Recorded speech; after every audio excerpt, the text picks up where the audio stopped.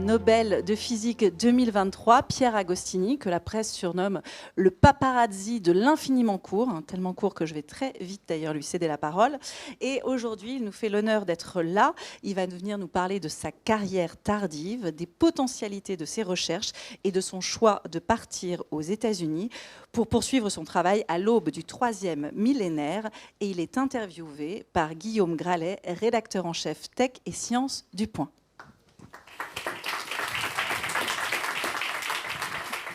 Merci beaucoup, Sophie. Merci beaucoup. Et tu as raison de dire que Pierre est parti aux États-Unis, mais en même temps, quand il revient à Saclay, là c'était le cas ce matin, eh bien, ça lui rappelle énormément de souvenirs. Il me disait tout à l'heure qu'à la fin des années 60, quand il est venu travailler ici pour la première fois, il travaillait beaucoup sur les lasers.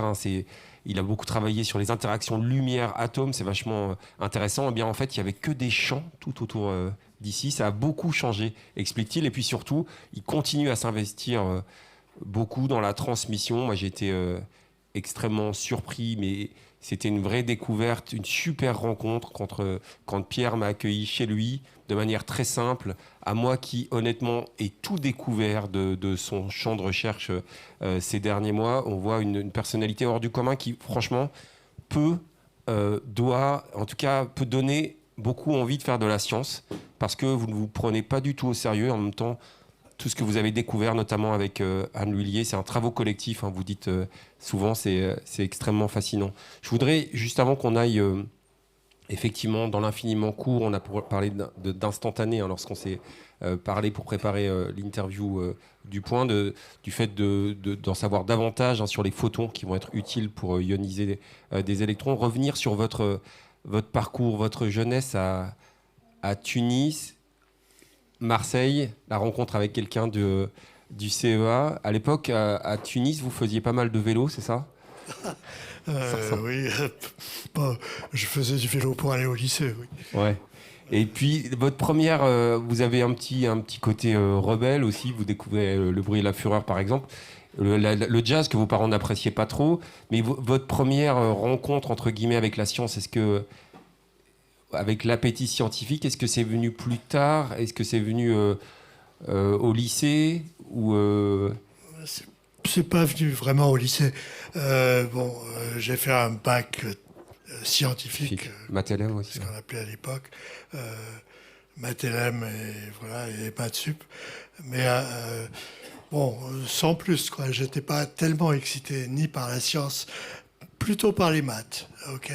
Et quand je suis arrivé à Marseille à l'université, je voulais faire des maths, mais on m'a découragé. On m'a dit, ah non, c'est trop difficile faire des maths. Bon, alors j'ai pris de la physique.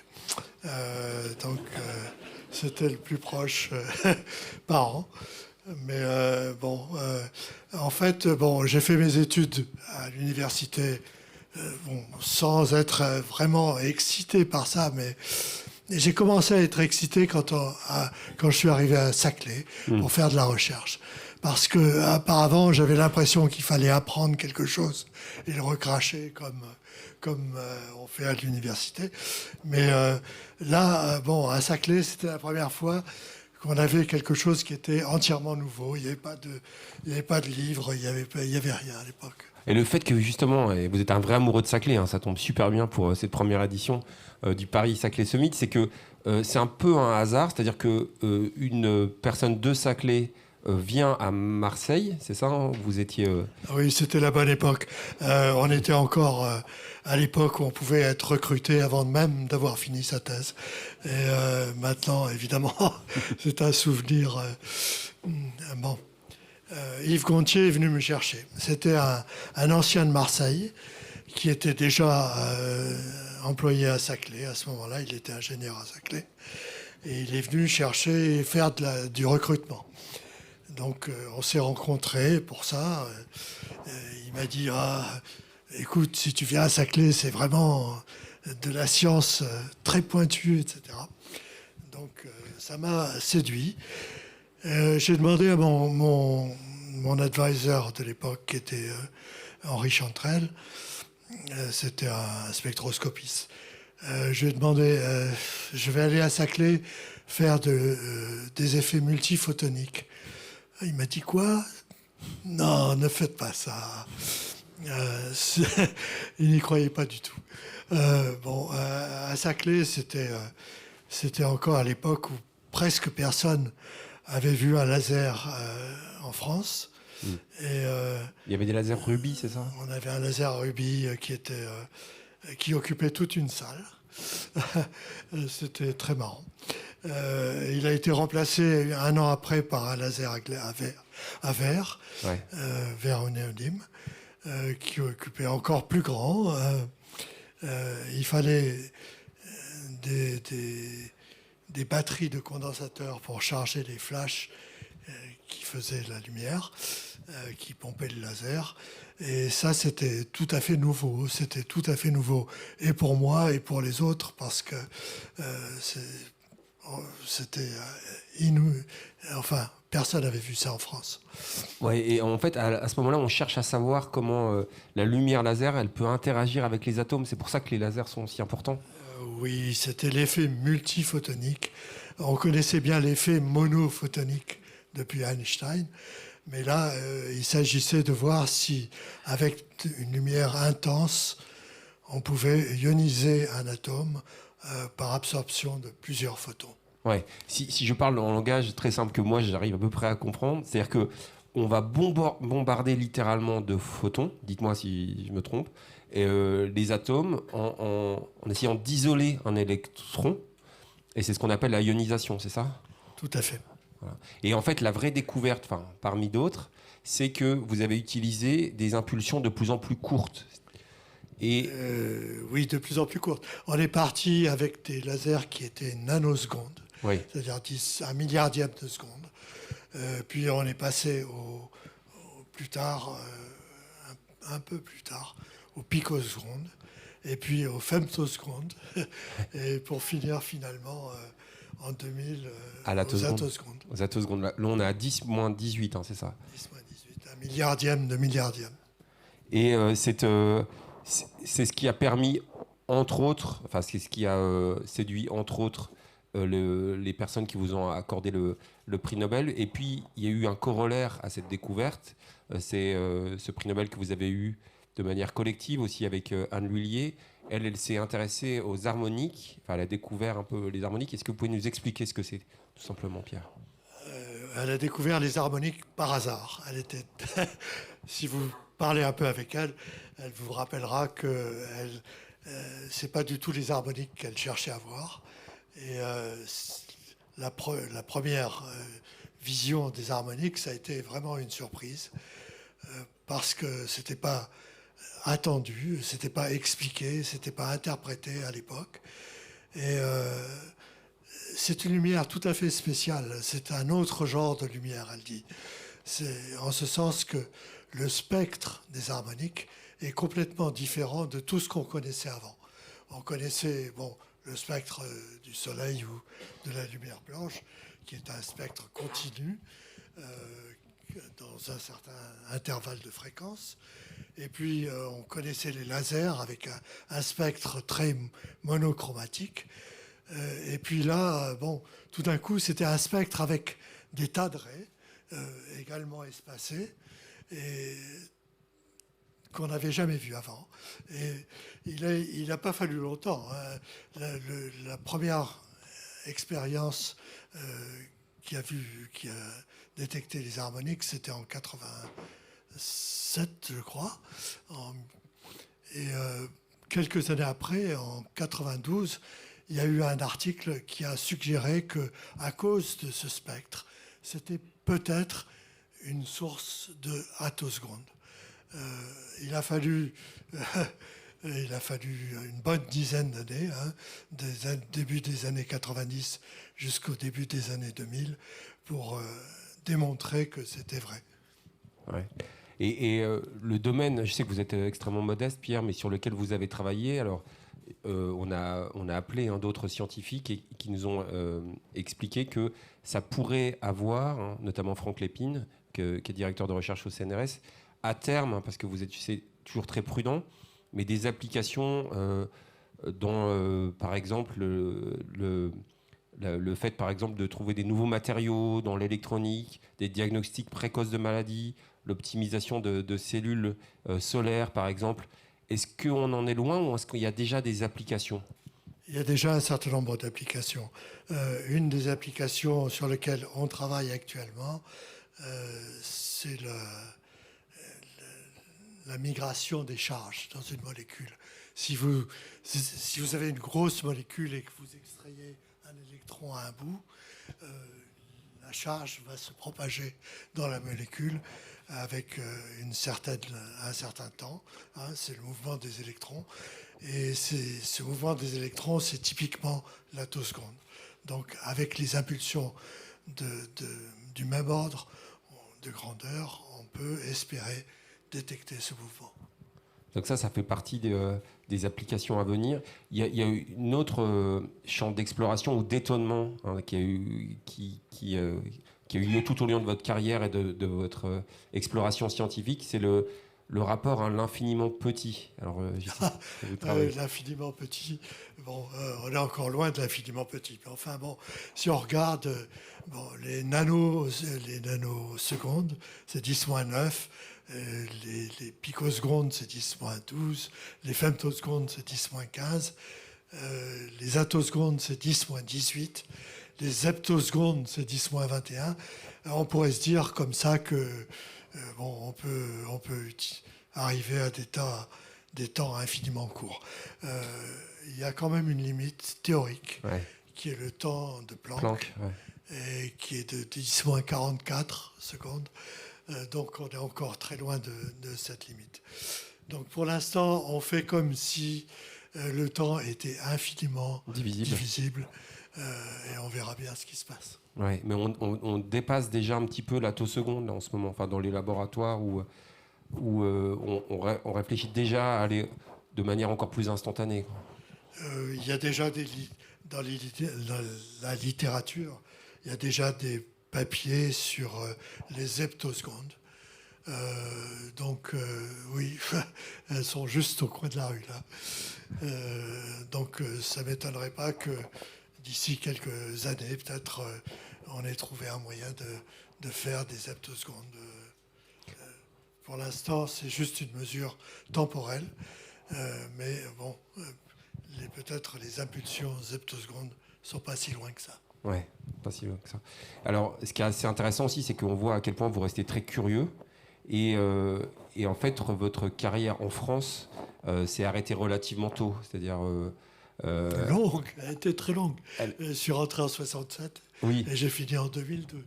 Oui, mais vous avez continué. C'est-à-dire que... Alors, ça a changé. Vous m'avez dit que ça avait changé, mais qu'à un moment, il y avait, en 2002, on vous a expliqué qu'il y avait... vous aviez atteint une certaine limite d'âge en France, en tout cas.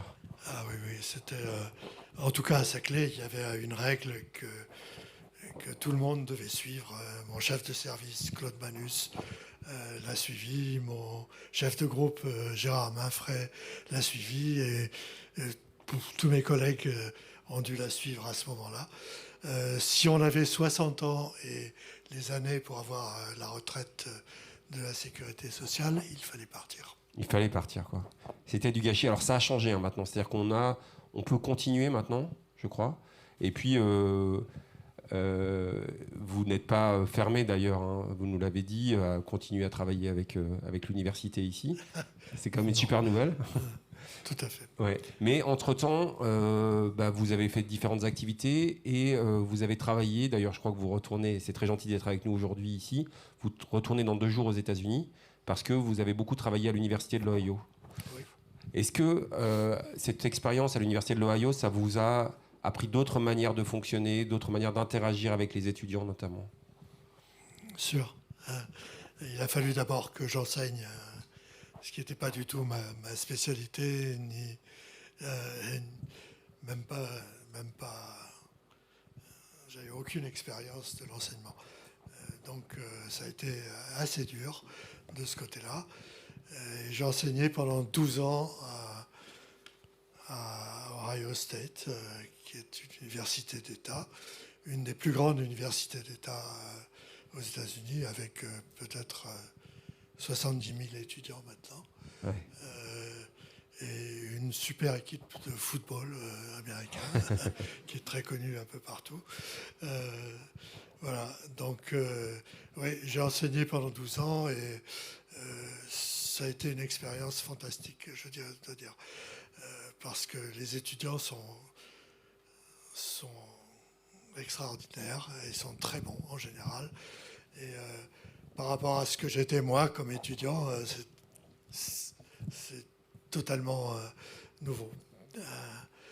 Donc, Ils sont très pointus, vous m'aviez dit. Hein. Très pointus dans leur domaine, c'est ça? oui, oui. Donc,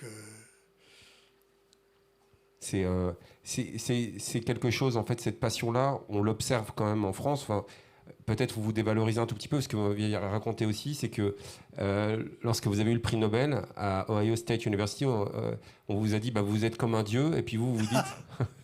Et puis vous dites, il n'y a rien qui a changé, il n'y a rien qui change dans ma vie, c'est ça? C'est mon copain, mon collègue Louis Desmarais qui se moquait un peu de moi en disant que j'étais passé du statut de physicien à celui de Dieu avec le prix Nobel. Bon, c'était un peu vrai. Ils m'attendent de pied ferme là-bas parce que il semble que je sois le premier prix Nobel de Ohio State. De l'université, ouais. À l'université, ouais. Et donc j'ai un certain nombre de cérémonies et prévues. Et en même temps, en France, pour voir tout ce qu'on a de meilleur et peut-être ce qu'on peut encore améliorer, c'est que vous avez aussi été marqué par plusieurs grands scientifiques. Hein, vous avez été marqué par les cours de Claude Cohen-Tanouji du Collège de France. Donc vous expliquez. Les cours de 73 à 77. Et pourquoi alors c'était qu'est-ce que vous trouviez intéressant? C'était un cours qui était d'abord supposé et nous éclairer sur l'interaction entre les photons et la matière. C'était tout à fait notre domaine à Saclay. Et bon, Claude Cohen-Tanouji, c'est quelqu'un d'extraordinaire parce qu'il a une rigueur et des capacités mathématiques fantastiques. Et voilà. Toujours en France, avant de parler de vos idoles, les personnes qui vous ont inspiré aux États-Unis, notamment comme James Maxwell, vous avez aussi croisé, lorsque vous étiez au CE1, hein, donc vous avez eu toute cette grande carrière, hein, cette recherche collective, vous avez aussi croisé le chemin d'un autre prix Nobel, Gérard Mourou, lui, qui est spécialiste des champs électriques et du laser. Oui, Gérard Mourou est l'inventeur d'une technique tout à fait intéressante à l'époque. Pour nous, je veux dire, pour avoir des amplificateurs laser, on était obligé de prendre des milieux amplificateurs de diamètre de plus en plus grand, ouais. Parce que pour éviter que la lumière les brise. Ouais. Et lui, il a inventé une technique qui est complètement différente, qui s'appelle la Chair-Pulse Amplification, et qui consiste à élargir temporellement l'impulsion plutôt que spatialement. Et donc on peut se contenter d'amplificateurs de diamètre raisonnable. Et voilà, pour nous, ça a été un tournant dans notre existence de lasériste. Si aujourd'hui vous aviez, alors on a compris que vous êtes peut-être Dieu, mais vous ne vous prenez pas pour Dieu, mais si vous aviez aujourd'hui un chèque de 10 millions, 100 millions, allez, on est à Saclay, on peut rêver, ce serait quoi? C'est quoi la limite physique des lasers? C'est quoi qu'est-ce qu'il faudrait comme nouvelle capacité? Je ne saurais pas vous dire. Je ne sais pas s'il y a une limite, vraiment. Ouais. Ce que je peux dire, c'est que pour aller à des impulsions lumineuses de plus en plus courtes, il faut aller en même temps de plus en plus vers les rayons X. Ouais. Pour que la fréquence soit de plus en plus élevée et qu'elle tienne à l'intérieur d'une impulsion de plus en plus courte. Donc les rayons X, bon, en un sens, c'est connu depuis très longtemps, mais je ne saurais pas vous dire ce qu'il faudrait pour avoir des impulsions zeptosecondes ou même plus court encore, je ne sais pas. Mais il faudra sûrement pas mal d'argent parce que bon, les lasers sont des outils qui coûtent cher il faut tout un tas de choses autour qui coûtent très cher aussi.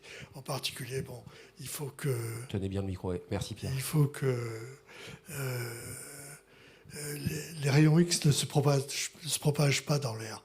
Donc il faut arranger les expériences pour qu'il y ait du vide, que ça puisse se propager dans le vide. Et donc ça aussi, ça coûte cher parce que c'est plein de tubes et de pompes, etc. Bon, l'Europe reste dans la course. Une chose peut-être assez marrante. Les expériences, même à attosecondes, coûtent cher à cause de ça. Ouais. Mais dans notre expérience, l'expérience de 2001 qui nous a valu le prix Nobel, il y avait un petit élément dans cette expérience qui était un pinhole, comment dire, un petit trou dans une pièce de métal.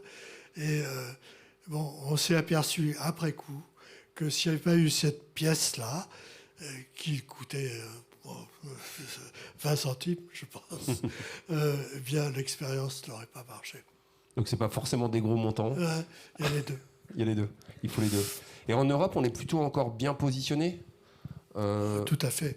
Ouais. Tout à fait. À l'époque, on était déjà très bien positionné avec des comment on appelle, des réseaux européens. Donc le réseau qui a contribué à cette expérience comprenait des gens d'Amsterdam, des gens du LOA qui est pas loin d'ici, à l'école polytechnique, et des gens de Saclay. Donc l'Europe est très bien positionnée avec les Allemands qui sont en particulier qui sont auteurs du papier sur les haptosecondes déjà, les Anglais avec le groupe de Jonathan Marangos à Londres, etc. Les tensions internationales qu'on a en ce moment, les guerres, est-ce que cette collaboration scientifique internationale qui est tellement importante, est-ce que ça a un impact là-dessus, à votre connaissance en tout cas? Moi, je crois que ça a un impact. Déjà à l'époque, c'était les réseaux, l'invention des réseaux européens a été très utile, je pense, parce qu'elle a permis à des gens de travailler ensemble, de venir très facilement d'un pays à l'autre à l'intérieur de l'Europe. Et bon, c'est à cause de ça qu'on a travaillé avec Amsterdam en particulier. Ouais, ça c'était clé. On va rester dans l'Europe. Il y a une autre personne, et ça peut intéresser les amoureux des sciences ou ceux qui se posent des questions. Moi-même, papa de deux petites filles, je leur explique toujours à quel point la science, ça peut être sympa. C'est une légende de l'électromagnétisme. Un Écossais, James Maxwell, vous l'aimez pour la beauté des équations, de ces équations. Est-ce que vous pouvez nous redire un petit peu ce que vous voulez dire par là? James Maxwell. Les équations de Maxwell, c'est très connu. Je ne vais pas vous réciter ici les équations de Maxwell, mais c'est des... Ce qui est intéressant, c'est que vous y trouvez une certaine beauté, quoi. C'est ce que tout le monde dit. Et ouais. Moi, effectivement, quand je les regarde, je trouve que c'est joli. Ouais. Mais et Richard Feynman aussi, vous aimez beaucoup. En fait, vous aimez beaucoup l'expérience dans le métier de scientifique. C'est pas uniquement. Ça, c'est parce que ma culture a été une culture expérimentale, essentiellement. Donc, on admire beaucoup les théoriciens, mais notre job, c'est écrou, d'essayer des choses. Voilà.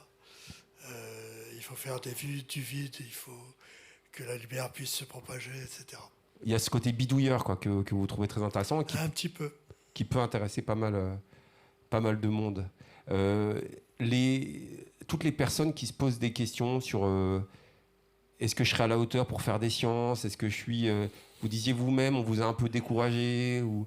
Moi, je crois qu'il faut les encourager parce que moi-même, d'abord, j'ai fait de la physique parce que je ne pouvais pas faire des maths. Donc, bon, je ne peux pas dire que j'étais spécialement préparé à faire de la physique. Donc, si j'ai fini avec le prix Nobel, n'importe qui peut en faire autant, je crois. Bravo. Non, c'est très sympa. Si vous recommenciez, enfin, vous êtes toujours super actif. Et encore une fois, moi, ce que j'ai adoré dans notre conversation, c'est que vous avez expliqué que vous étiez à la disposition des universités françaises, de l'université de Saclay, avec qui vous avez vraiment des liens très forts, notamment le CEA. Vous avez passé une grande partie de votre carrière, mais vous iriez maintenant sur les mathématiques ou vous resteriez sur la physique? Non, je crois que c'est trop tard pour moi pour aller sur les mathématiques. Non, les mathématiques, c'est une distraction quand on est jeune. C'est une distraction. Mais à mon Pourquoi âge, Pourquoi je serais... Ouais, parce qu'il faut... Ouais, je ne sais pas trop, hein, mais si vous regardez les médailles Fields, par exemple, c'est surtout des jeunes. Hein. C'est vrai. C'est vrai. Et pourtant, il y en a beaucoup qui se créent un monde des médaillés Fields, des mathématiciens, qui peuvent, je pense par exemple à Alexandre Grothendieck, ou qui peuvent se créer un monde quasiment parallèle, non? Ça peut faire un peu peur, non? Écoutez, je ne veux pas trop vous parler des mathématiques parce que je ne suis pas mathématicien. Ouais. Il faudrait un mathématicien ici. Ouais. Donc on a parlé sur la physique théorique, mais aussi expérimentale, avec l'importance des expériences, de certains outils, comme les lasers. Est-ce qu'il y a d'autres outils qui permettraient à la physique aujourd'hui d'aller plus loin? Est-ce que c'est capacité de calcul, certaines énergies? Certainement, les ordinateurs ont changé la vie de beaucoup de gens. D'abord pour diriger les expériences. Je veux dire, dans la première expérience de 2000, il y avait une partie d'expérience qui était cruciale parce que ça introduisait un retard à 2 secondes entre deux impulsions laser et il fallait tourner à la main. Bon, maintenant, tout ça c'est géré par ordinateur. Donc, Ouais. dans la version moderne de Rabbit, notre expérience s'est appelée Rabbit par la suite. Tout est géré par ordinateur. Et ce qui est très intéressant, c'est que vous méfiez un petit peu de la hype, enfin de la mode en ce moment sur l'intelligence artificielle, en disant que elle vous fascine pas forcément autant que ça, parce qu'elle répète des choses. Mais il y a un autre champ d'exploration où je voudrais peut-être vous entendre quelques minutes avant de laisser la parole à la salle avec toutes les questions qu'il y aura dans la salle. C'est cette expérience, ou en tout cas cette approche de la physique quantique. En quel point elle peut peut-être vous fasciner, avec peut-être des paradigmes, ou en tout cas des manières de fonctionner qui ne ressemblent pas trop au monde réel. Je voulais un peu vous entendre là-dessus. Il faut demander ça à Alain Aspect. Bien sûr, que vous connaissez très bien. Je connais très bien Alain Aspect. Avec qui vous avez bossé? De façon assez intéressante, Einstein a inventé le photon. Hein. Oui. Il est considéré comme l'inventeur de la physique quantique. Il n'y croyait pas beaucoup lui-même, d'ailleurs c'est bien connu. Mais dans notre cas, les interactions de laser intenses avec la matière, il n'y a presque pas besoin des photons. Il y a besoin un tout petit peu des photons, mais conceptuellement, ce n'est pas vraiment nécessaire. On a besoin des équations de Maxwell, mais pas tellement des photons. Donc, on pourrait se passer même de cette invention d'Einstein. d'Einstein. Mais en ce sens que la lumière laser, c'est surtout un champ électromagnétique. Parce que c'est un champ très intense. Et il y a tellement de photons que ça ne sert à rien de les compter vraiment. Okay. Mais bien sûr, l'interaction entre la lumière et la matière, elle est gérée par l'équation de Schrödinger. Et donc, on retrouve le quantique un peu. C'est quand même la physique quantique. Ouais. Mais cette fameuse, alors désolé, hein, c'est une question très grand public, mais cette fameuse déstabilisation qu'on a lorsqu'on comprend, on appréhende. Hein. Moi, je me rappelle très bien du cours de Feynman lorsqu'il explique à la fin à ses étudiants, si vous avez l'impression d'avoir compris quelque chose, c'est que vous n'avez rien compris. C'est-à-dire que c'est tellement contraire à la manière d'appréhender le réel ou les lois physiques dans le monde que l'on connaît, que ça peut quand même un peu C'est tout à fait contraire à notre intuition de base, qui est que, bon, si je lâche cette bouteille, elle va tomber par terre. La mécanique quantique, ça marche pas du tout comme ça. Donc, ça marche suivant l'équation de Schrödinger. Et cette bouteille, elle peut être là et là en même temps. Enfin, bon, c'est tout à fait bizarre. Ouais. Et ça, je suis désolé, c'est très... Comment est-ce que ça vous heurte un peu de savoir que ce monde sur lequel on explore, on cherche à explorer, hein, parfois il y a un peu des effets d'annonce, mais est complètement contraire à notre manière à nous de fonctionner? Elle est contraire à l'intuition qui est donnée par la mécanique de tous les jours. Ouais. Mais il y a des gens qui développent une intuition quantique Ouais. à force de résoudre l'équation de Schrödinger. Et oui, comment dire, l'intuition, c'est quelque chose qu'on apprend en quelque sorte. Hein. Ouais. On apprend que c'est la verticale et que et qu'on peut tomber, mais C'est pas forcément inné, quoi. c'est pas forcément vrai. Ouais, donc ça peut changer. Ça, c'est cette approche peut-être très humble aussi par rapport à la vérité qui est très intéressante. Je voulais peut-être que vous profitiez surtout de la présence de Pierre, peut-être pour lui poser quelques questions. S'il y en a qui vous viennent dans la salle, n'hésitez surtout pas.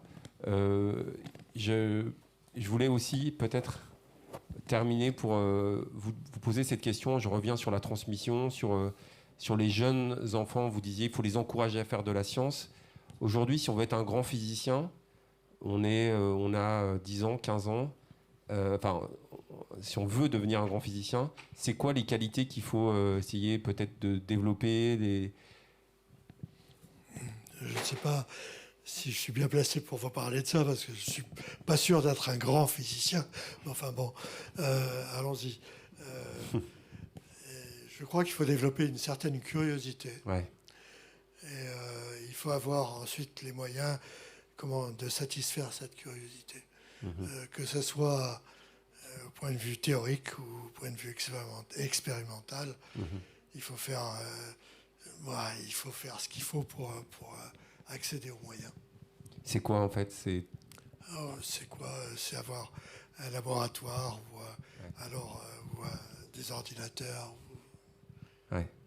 Les chercheurs en France se plaignent parfois, et je pense qu'ils ont raison sur ce point, de trop de bureaucratisation, du fait aussi, il faut dire les choses, c'est Serge Haroche qui nous l'avait dit dans le point, de ne pas être assez payé par rapport...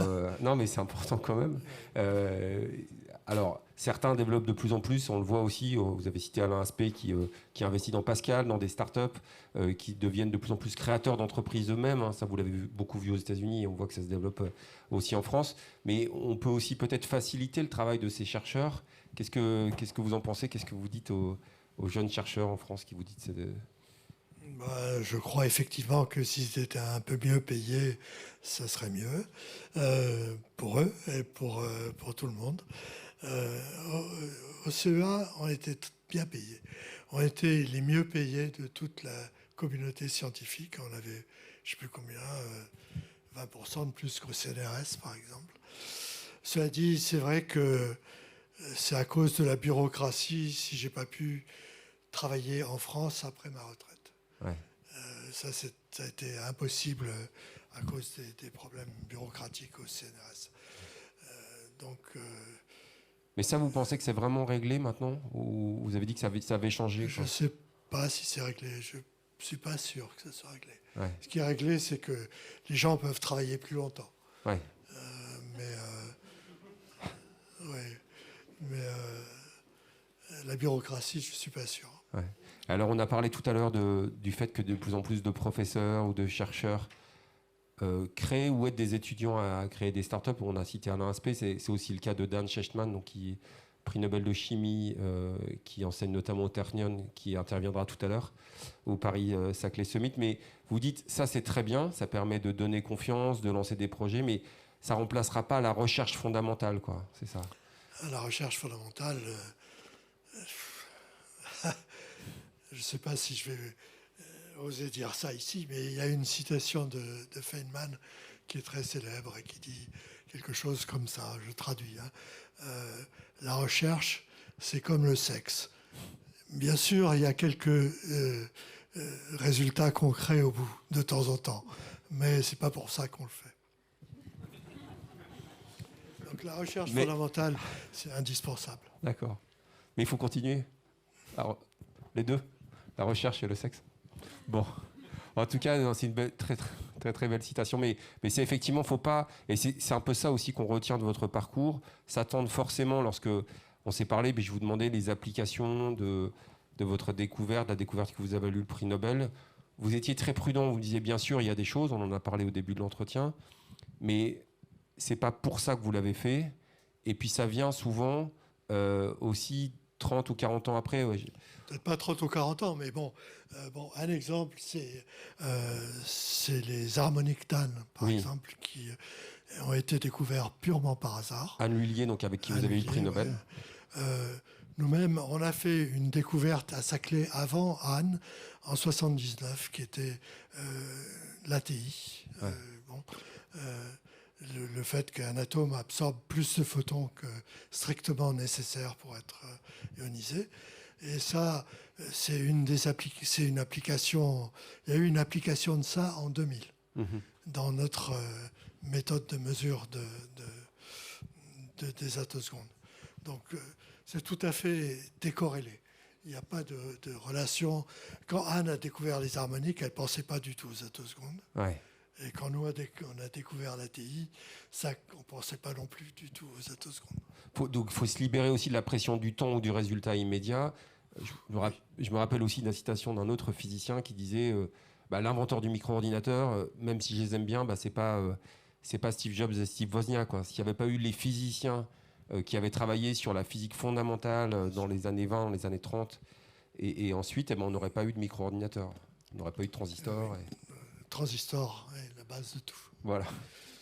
Et donc il faut garder cet esprit très ouvert, très limite désintéressé pour continuer.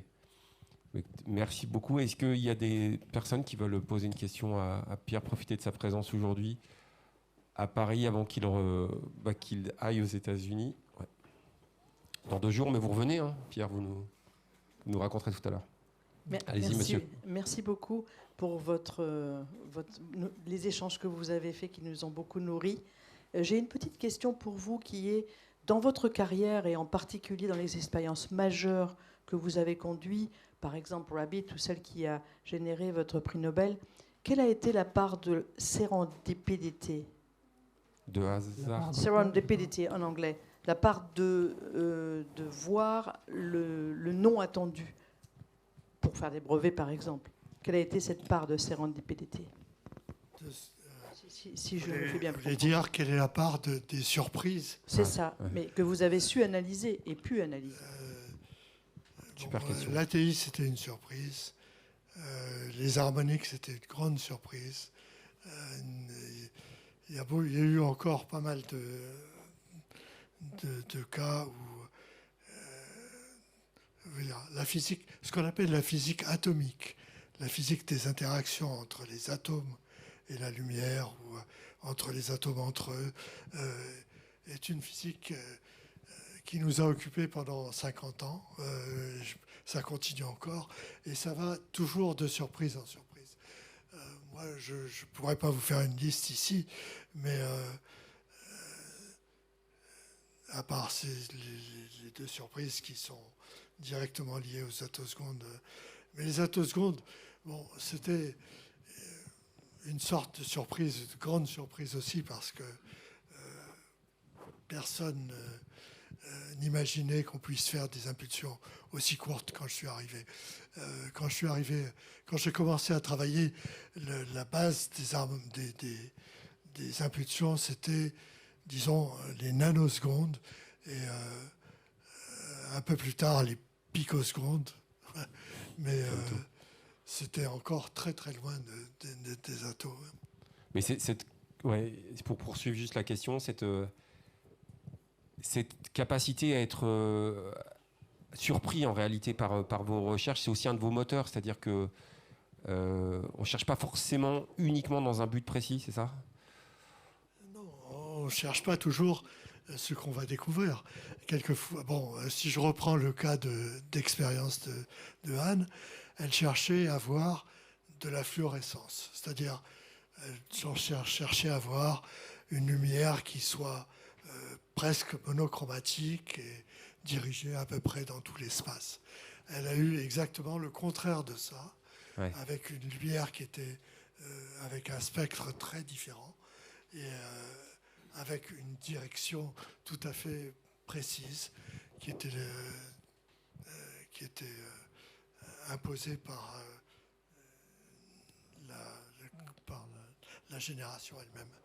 Donc c'était une grande surprise pour elle, et ça a été une grande surprise aussi pour un groupe de Chicago qui a fait à peu près la même découverte, à peu près en même temps. Et il nous a fallu quelques années pour réaliser des applications qui viendraient de ça. Excellent. Merci beaucoup. Est-ce qu'il y a une autre question? Il y a monsieur, je crois, au milieu. Merci. Oui, j'avais une question qui revient sur ce que vous disiez sur la recherche fondamentale et à titre personnel, mais comment guidez-vous votre parcours de recherche? Comment parvenez-vous à vous extraire du chercher quoi chercher et à trouver quoi chercher? C'est-à-dire que dans tout le champ des possibles et que vous avez évoqué. Bon. Quelquefois, c'est un éclair de génie. Quelquefois, c'est parce que des concurrents ont fait une recherche dans cette direction. C'est quelquefois parce qu'on a le matériel pour chercher dans cette direction-là et que personne d'autre ne l'a. Je ne sais pas s'il y a une réponse unique à votre question. Ça dépend des circonstances, je dirais. Dans notre cas, dans le cas de la recherche qui se faisait à Saclay au moment où je suis arrivé à Saclay, et qui était de la recherche fondamentale, forcément, c'était une recherche qui était inspirée par des recherches similaires par un groupe de Russes, par le groupe de Delon. Vous m'en aviez parlé de ça, ouais. Voronov, Delon. Le premier papier que j'ai eu à lire, c'était un papier de russe. Donc on a essayé de faire pareil. Et en France, il s'est trouvé qu'au CEA, on avait les moyens financiers de s'équiper pour ce genre de recherche, ce qui n'était pas du tout le cas dans les laboratoires lambda de l'université. Merci beaucoup. Une autre question peut-être qui vous vient? Tout à l'heure, Pierre, vous parliez des surprises que nous a réservées la science et vous disiez, je ne vais pas vous énumérer toutes les surprises. Est-ce qu'il y en a d'autres qui vous-même vous ont ému, soit dans votre carrière ou en tout cas autour des découvertes Il y en a sûrement. Là, vous me prenez un peu de cours. Qui vous ont étonné Je ne saurais pas en trouver une autre là tout de suite. Voyons. Et quand vous parliez tout à l'heure des éclairs de génie qui est en dehors des capacités des... Quelquefois, il y a des gens qui ont des éclairs de génie. Ça n'a pas été mon cas. Mais, vous êtes trop modeste, non? Un petit peu. Peut-être, c'est trop modeste. À l'époque, on avait d'abord le traitement théorique de l'ionisation multiphotonique, comme on disait. C'était très difficile. C'était très difficile d'aller au-delà de 1 ou 2 ou 3 photons. Et en fait, on a commencé par faire du 5 photons tout de suite, qui était expérimentalement, c'était tout à fait faisable. Mais théoriquement, ça a été très, très, très dur. Et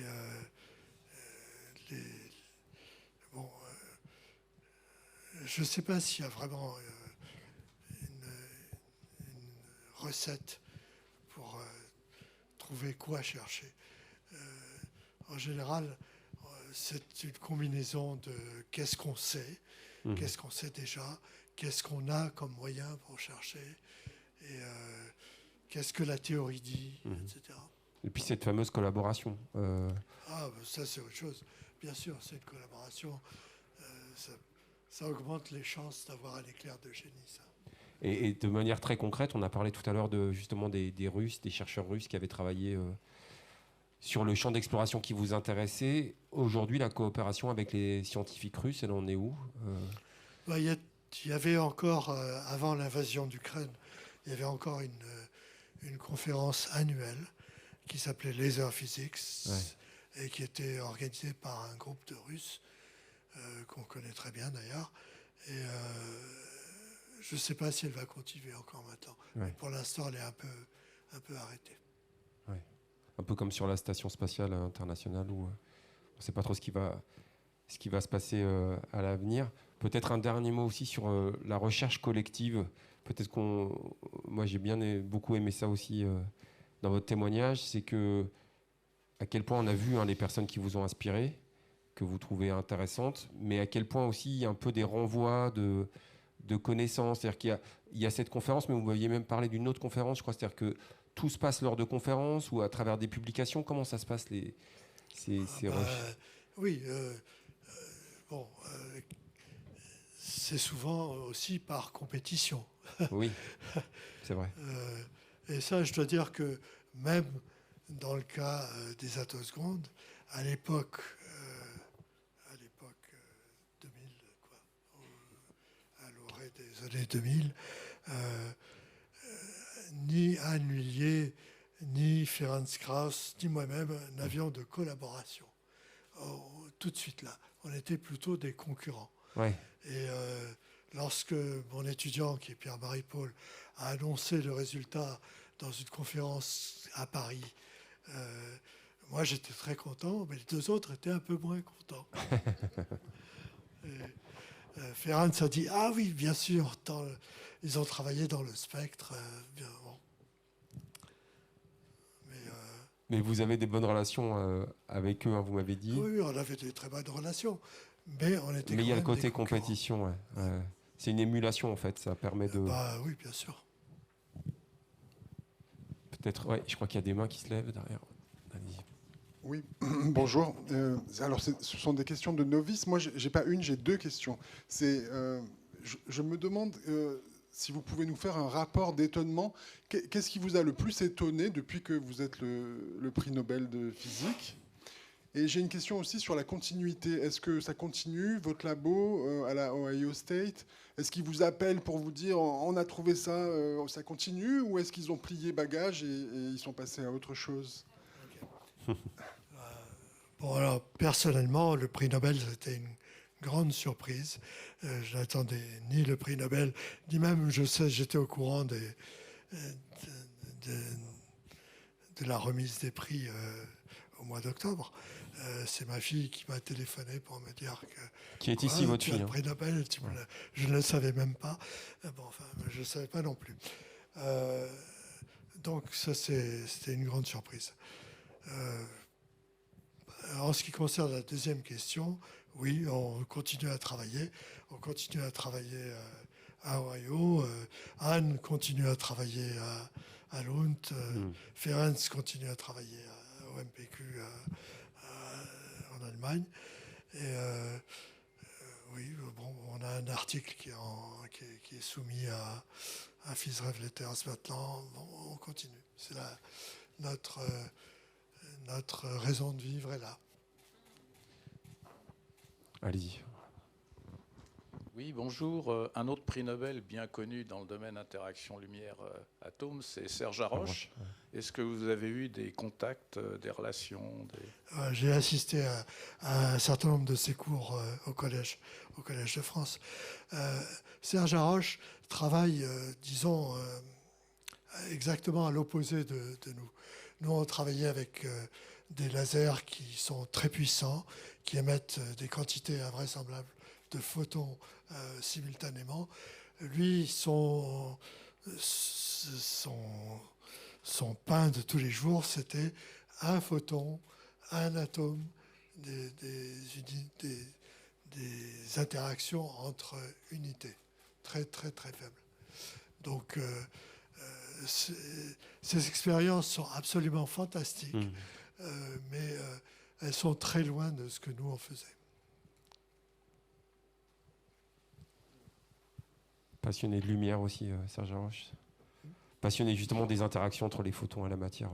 Oui, il travaille aussi sur l'interaction entre les photons et la matière, mais c'est des interactions entre particules uniques, quoi. Ouais. Parce que nous, on travaille toujours, presque toujours, avec des grandes quantités d'atomes et des grandes quantités de photons. Ouais.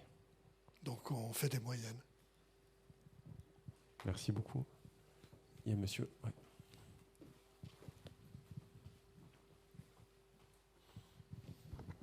Oui, bonjour. Au vu de la longévité de votre carrière, je voudrais savoir, est-ce que la simulation numérique que vous avez dû voir émerger et se développer énormément a changé votre façon de travailler, ou est-ce que finalement vous appliquez les mêmes démarches, les mêmes outils, les mêmes moyens d'analyse que ce que vous aviez il y a 40 ou 50 ans ? Non. Notre vie a changé, disons, aux alentours des années 87-88, avec les travaux d'un physicien américain qui s'appelle Ken Kullander et qui a trouvé un moyen de résoudre numériquement l'équation de Schrödinger. Donc, depuis cette époque-là, on a développé beaucoup de méthodes pour améliorer et rendre plus rapide cette résolution. Mais tout le monde travaille avec une équation de Schrödinger qu'on sait résoudre maintenant numériquement. Et ça a changé notre vie. Avant, il fallait attendre soit des solutions analytiques qui étaient essentiellement introuvables, sauf dans le cas de l'hydrogène.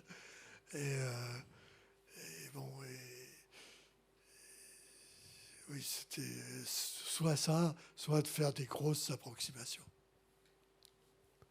Et pour terminer, sur le côté numérique, ça se passe comment ? C'est-à-dire que c'est une création de simulation via un jumeau numérique ou ça n'a rien à voir et ça permet tout simplement de savoir vers où on va.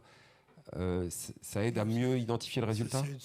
C'est une solution d'une équation. Ouais, d'accord. Donc on a une équation à résoudre qu'en général on ne sait pas résoudre, mais numériquement on sait avoir des approximations suffisantes pour le faire. Très bien, merci beaucoup. Peut-être une toute dernière question, non ? Question ? Oui, au fond.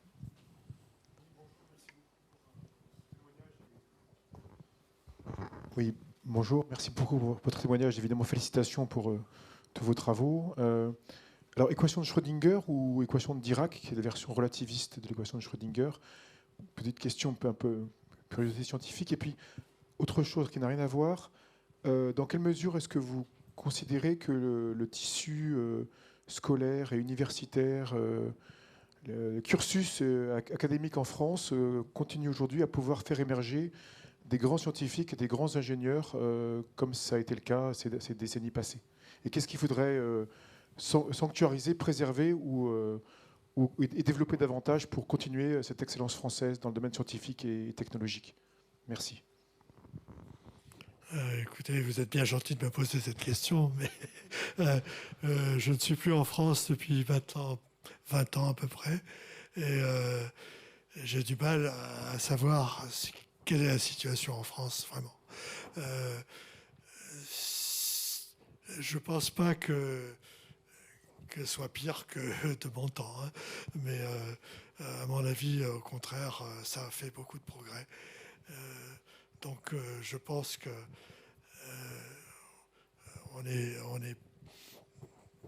on a ce qu'il faut pour préparer d'autres prix Nobel en France dans le futur. Et peut-être juste sur l'équation de Dirac au lieu de l'équation de Schrödinger. Sur l'équation Dirac, ça c'est l'antimatière, c'est pas vraiment notre régime habituel. Je connais bien quelqu'un qui travaille au CERN et qui a travaillé récemment dans une expérience d'antimatière qui était la stabilisation